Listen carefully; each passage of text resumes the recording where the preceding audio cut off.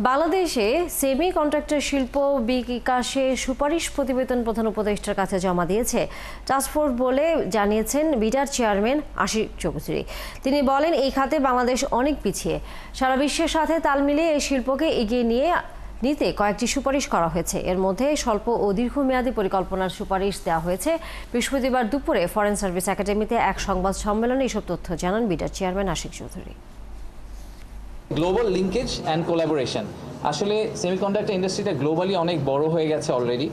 আমরা তাইওয়ানের কথা অনেক শুনি, মেইনল্যান্ড চায়নার কথা শুনি, আমেরিকার কথা শুনি, জাপান কোরিয়ার কথা শুনি, এবং এইসব দেশে আমাদের অনেক দেশেই অনেক বড় বড় কোম্পানিতে আমাদের বাংলাদেশি নন রেসিডেন্ট অনেকে অলরেডি কাজ করছেন।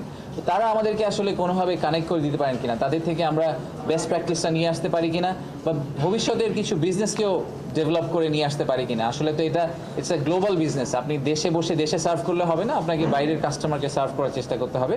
শুধু বুয়েট বা ঢাকা ইউনিভার্সিটি কুয়েট না, সারা বাংলাদেশের সমস্ত জায়গা থেকে ট্যালেন্ট পুলকে নিয়ে আসার জন্য আমরা অ্যাকচুয়ালি ভার্চুয়াল পোর্টাল তৈরি করব। যে ভার্চুয়াল পোর্টালের মধ্যে লেভেল 1, 2, 3 অ্যাক্রেডিটেড বিভিন্ন কারিকুলাম থাকবে, যারা ডেভেলপ করবে বাংলাদেশ এবং ইউএসএর বেস্ট প্রফেসর অ্যান্ড ইন্ডাস্ট্রি এক্সপার্টরা।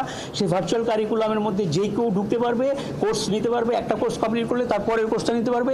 এইভাবে যখন ওরা কোর্স কমপ্লিট করবে, দেন তারা পরবর্তী আমাদের ফর্মালিতে ঢুকবে। সেটা হাইটেক পার্কগুলোতে সেমিকন্ডাক্টরের জন্য যদি স্পেশালাইজ ইনফ্রাস্ট্রাকচারটা থাকে আর কি, সেটা খুবই ভালো হয়। সেটা হলো যে স্টেবল পাওয়ার সাপ্লাই, তারপরে সাইবার সিকিউরিটি, তারপরে stable power supply, all those things has to be there. কারণ সেমিকন্ডাক্টরটা খুবই একটা ইম্পর্টেন্ট জায়গা।